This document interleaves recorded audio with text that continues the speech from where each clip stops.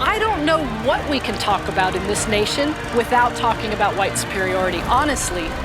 Who defines the meaning of God also defines the relationship between economy and God.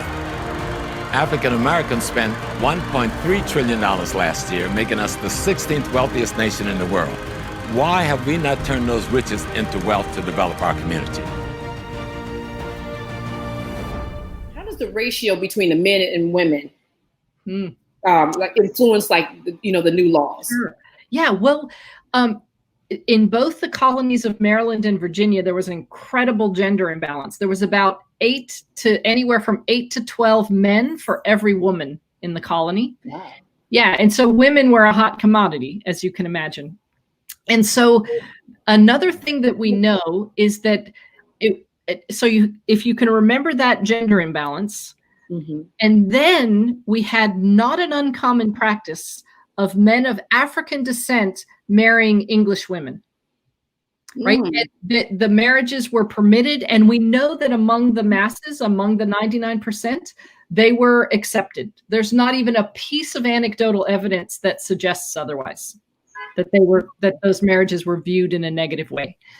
But they were contested by the ruling elite, and they crafted this law in 1664, the lawmakers in Maryland did, that punished any English woman who married a, quote, enslaved Negro man. And the punishment was serious. She was enslaved for the duration of her husband's life, and any children that they have were enslaved. Wow. That law of 1664 was the precursor to a body of law that we call anti-miscegenation law. And anti-miscegenation laws were an invention of colonial North American lawmakers. They didn't come to us from England like most laws did. So that always tells us something about the needs and desires of those who wielded power. And anti-miscegenation law can be described as laws that made it illegal for white people to marry always persons of African descent, but sometimes various others. For example, California's anti-miscegenation law prohibited white people from marrying Mexicans, Native Americans, persons of African descent, Asians, and people from the Pacific Island. But here in America, it was just Black folks. Oh, no. Every anti-miscegenation law passed in North America, every one of them prohibited from marrying people of African descent. Some territories or states had anti-miscegenation laws that also prohibited white people from marrying various others, depending on the demographics. I hate to say that they covered all their bases, but they covered all their bases. Right. And you look at the function of anti-miscegenation law, right? Because here's where you see coverture and other means of control kind of converging, because anti-miscegenation law functioned to make white women exclusive to white men as a matter of law. But when you fold in enforcement practices, we find that rarely, even though lots of white men were in technical violation of anti-miscegenation law, rarely were they prosecuted. And so when they were prosecuted, this was the line crossed, that they dared to treat their non-white significant other in a way deemed only appropriate for a white woman in public. That's the line that could get them prosecuted. But so when we look at anti-miscegenation law, we can see that it functioned to make white women exclusive to white men, and make all women, when you fold in enforcement practices, it made all women available to white men. And it located patriarchal power exclusively among and within white men. And so white women then became this commodity, right? Yeah. White women became a commodity that could be used to help support this whole idea called white people, right? It was a trade for white men. Yeah, you buy into this white people thing, and here's one of the goodies that you get: exclusive access to white women. And if you don't want white women, well, we'll let you have that too. Wow. Okay. Why is the struggle in obtaining strong relationships between African descent and whites in this country? Like why is there a struggle?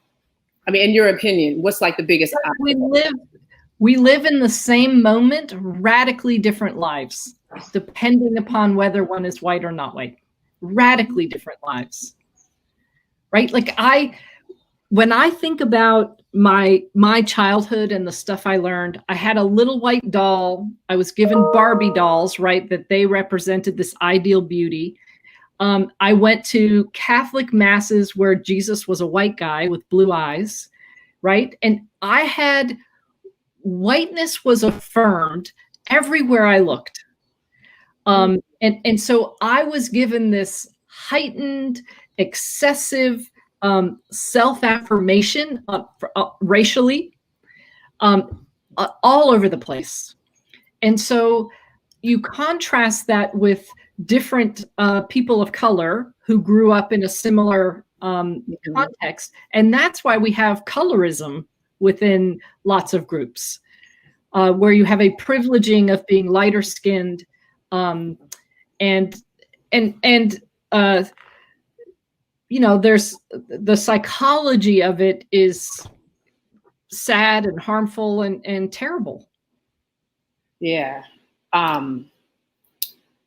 But that's why because look, I'm so honored to have to get to be a part of HAPI, and I never take for granted that my white self is a part of a distinctly African piece, you know, or community or whatever it is. Like I know that it's a real honor to be asked. And so, and I know that because I am shocked when a person of color extends kindness to me, because when I know the history that I know, it just seems like people should hate white people, non-white people. Yeah. You know, like the generosity of humanity on the part of people of color throughout this country's history is truly extraordinary. Yeah, I think it's one of the things that keeps us going. You know, it's not in the makeup of who we are, you know, to be anything other than, you know, than generous and loving and all that good stuff. Yeah. We have a lot to learn from you. Yeah. I really harp on people understanding anti-miscegenation laws. Just as informed people in this country, that body of law is something we should know about. And here's why. First of all, it was an invention of colonial North American lawmakers, which is always a flag should go up for us. Yeah. Secondarily, it is within anti-miscegenation law where we see for the first time in colonial North America, any reference to a group of anybody called white. So it's within anti-miscegenation law. Third, anti-miscegenation laws, again, laws that prohibited white people from marrying always people of African descent, sometimes others, lasted more than 300 years in this country. 300 years, literally shaping what we all look like. Not only that, but how we interact, even today, especially when it comes to dating and social intimacy. It is still influencing the people of this nation. And it was in 1967, anti-miscegenation law was finally struck by the U.S. Supreme Court when it in Loving versus Virginia, when it was found to violate the 14th Amendment. Okay.